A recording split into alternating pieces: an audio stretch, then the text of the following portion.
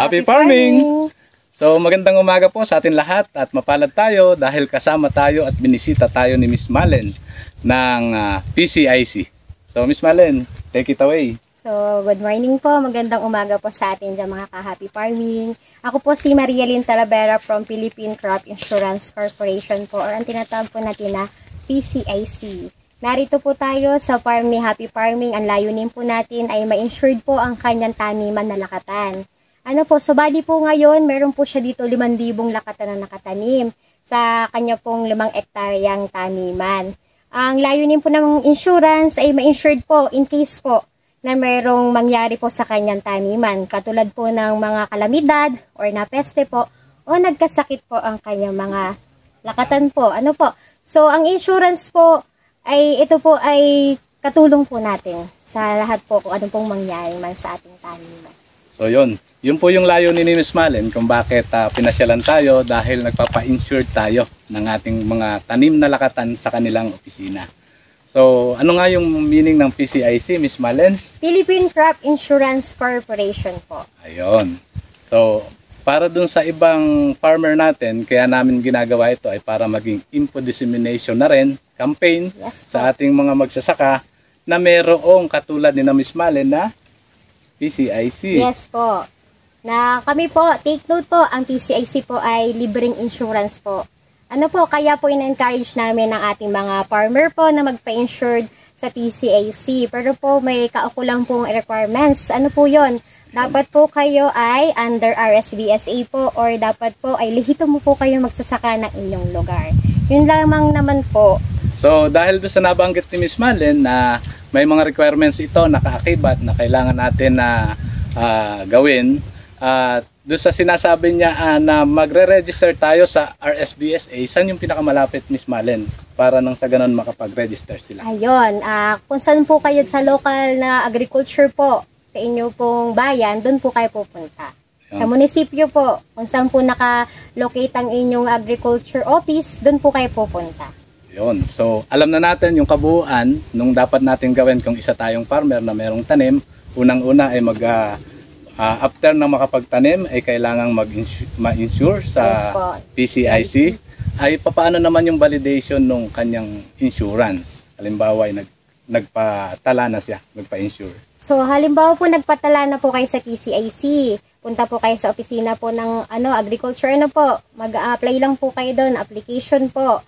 Pagkatapos po noon ay kukunin po namin, katulad ko po, ako nga po ay insurance underwriter po or insurance representative po ng PCIC. So kami po yung kumukuha po ng inyong application. In case po, halimbawa nga po, nasira po ang inyong taniman, mag-aano lang po kayo, re-report lang po din kayo sa agriculture po. Ayun. Miss Malen, ito ba yearly na dapat magkaroon ng pagpapa-insure? Yes po, depende po kung ano pong tinanim nyo. Katulad po dito sa Happy Farming, ang kanya pong tanim ay lakatan. So ito po ay annual, yearly niya po itong i-insured. So kung ngayon pong araw siya nag-insurance, so next year po, ganito din pong araw siya may expired. So i-renew niya lang po. Ayun, yun yung isang mahalagang malaman natin kasi tulad natin ng mga magsasaka at yung mga farmer natin na hindi pa naka-insure na dapat ay magpa-insure sila. Yearly lang, kumbaga yearly mag-i-insured ka. Hindi ibig sabihin na nag-insured ka na ngayong taon na to, ibig sabihin ay tuloy-tuloy. Hindi po ganon. Ang mangyayari ay magpapa-register ka uli sa PCIC para ikaw ay maisiguro o mai-insured. Yun po, re-renew po kayo lagi. For example po, ang inyo pong tanim ay mga cash crop po, o yung mabilisan lang po i-harvest, katulad po ng pechay, mustasa.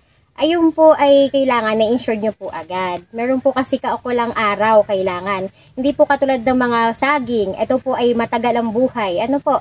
So pwede po ito kahit mga 6 na buwan nang nakatanim.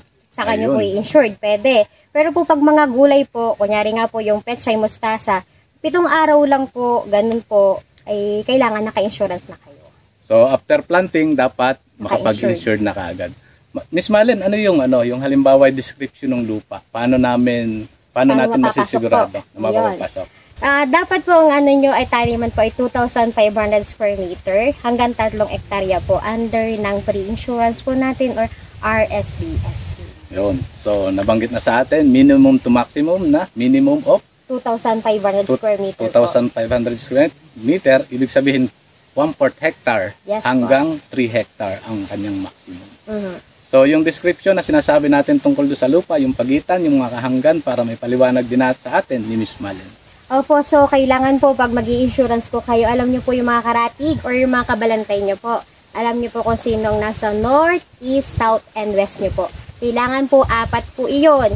Ayun lang po kasi yung patunay namin na doon po talaga kayo nagtatanim. Ibig sabihin po, pag di nyo alam yon, hindi po kayo doon nagtatanim. Okay, so napakahalaga ng impormasyon na binigay sa atin ni Miss Malen. At hanggang dito na lamang, maraming salamat and happy farming! Happy farming! So ayan po, aktual na binibisita ni Miss Malen yung ating taniman at nakita natin na yung ilan dito ay meron ng bunga. So yun po yung kalimitang ginagawa ng ating taga PCIC, parang sa ganun ay masigurado na talagang mabisita yung kanilang taniman na ating isinisiguro. So yun lamang, maraming salamat and happy farming!